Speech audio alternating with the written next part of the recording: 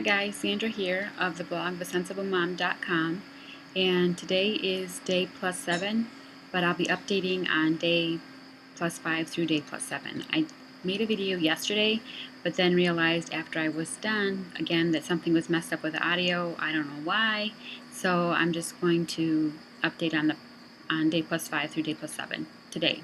So day plus 5 was overall a pretty good day. David was feeling pretty good that day.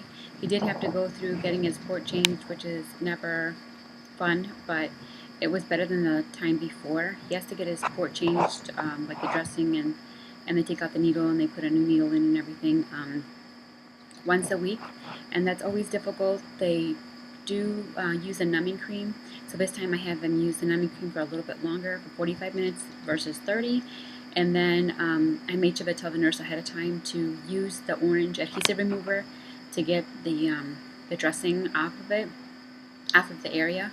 So she did that, and it didn't go great, but it went much better than the last time. So the sad thing is that last night around 5:15ish in the morning, I woke up because David was I don't even know if he yelled out for me or what, but his nurse was trying to change the dressing again because it was like coming up and then his hair is falling out. So he had like hair there and everything, and she didn't want it to get infected. So she was trying to change it, and she thought maybe he'll sleep through it. But I had let them know that in the past, David has been able to sleep through like anything during the middle of the night. You know, he could sleep through diaper changes, he could sleep through getting vitals done, he could sleep through getting labs drawn, he could sleep through being, turned around here and there. Not anymore. No, not anymore. He is waking up now. He's like waking up out of bed when they're trying to do something to him at night and like trying to run to me, and he's attached to his IV pole, and so I have to like jump out of bed or out of my couch, off of my couch, and just run to him and grab him, hold him, whatever I get up to do to help the nurse out with whatever she's trying to do. And so he's not doing that. He's not sleeping through everything anymore. He's waking up at night. And last night she had to change the dressing, so she didn't have to like take the needle out and reaccess or anything like that. But she did need to change the dressing, and that was just horrible. They had to end up calling in a third nurse and hold David down and get it done. And it is painful because he does have some skin breakdown now there, and so whatever they used to clean it with, like he's screaming out. It's painful. So he had to go through that last night. Then he had trouble getting back to bed. He just kind of wasn't awake or anything. Like he didn't want to like sit up and watch cartoons. He was just like staring and just wanted me to sit with him and hold his hand and stuff. So he did end up finally getting back to sleep, thankfully. But he's just changing over the last few days. He's just getting really tired of everything. He's not, like I said, he's not staying asleep through everything like he used to. And it's becoming a lot more difficult to do like the easy stuff, like blood pressure and temperature, and just the stuff that they have to do like over and over and over throughout the day. It's becoming a lot harder. Like every time, it's becoming a lot harder for us to get David to cooperate with that, and he's just getting tired of it. So, and I understand that. I understand that he's getting tired of it, and hopefully, Lord willing, we'll be able to leave here soon, and hopefully soon. So that's pretty much all I can say about that.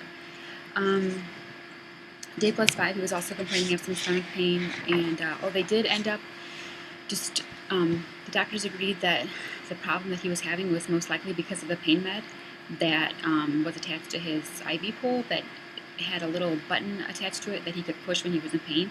They removed that completely, and they stopped it and removed the whole device completely. So I'm very happy about that.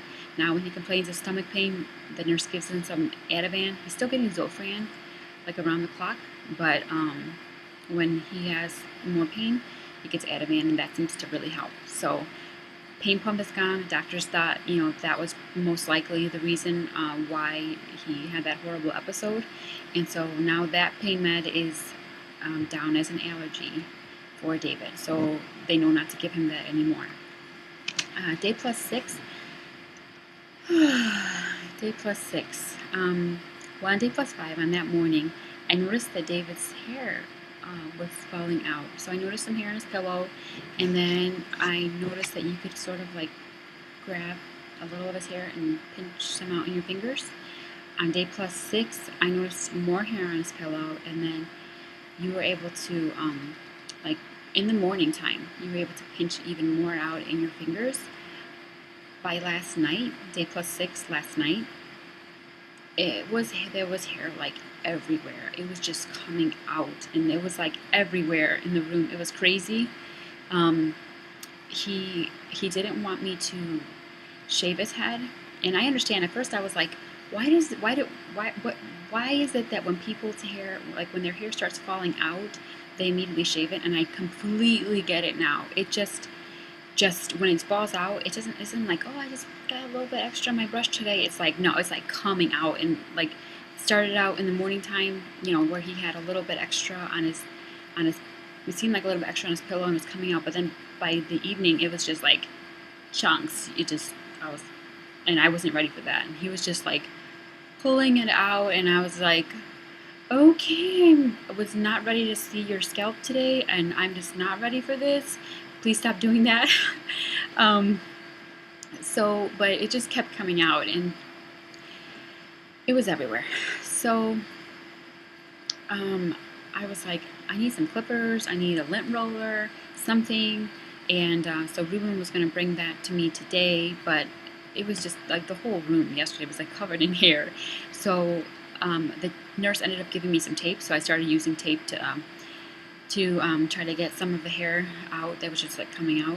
And then she cleaned off some clippers really, really well. And so David didn't want me to use clippers on his head, and but we, the nurse brought him a toy and let him know that he could play with his toy with these trucks after we shaved his head. So by then, I mean, he didn't have a whole lot left to shave, but they did help a little bit. So especially towards like the back of his head. So I did do some shaving last night, and he got to play with his toy afterwards. And his hair's still coming out today. Still has more on his pillow and everything. And Ruben's gonna bring me a lint roller so that I can work on getting the rest off today, so that it's not all over him, because it was like in his mouth, in his food. He was feeling itchy. I was feeling itchy, and they had to have somebody come and clean the room yesterday. Somebody come and clean his sheets, and I was taking like wipes, alcohol wipes, and just wiping down the couch and trying to clean the hair up as best as I could too. Mm-hmm. So anyway, that's pretty much what's been going on the past 3 days. Hopefully today is a good day. Just really quick, David's counts. Yesterday his white count was 0.15, and today it's 0.28, so it's up. That's fantastic. His hemoglobin yesterday was 8.3, today it's 8.5, so that's good too. His platelets to take a dive, they were 91 yesterday on day plus 6, today they're 60.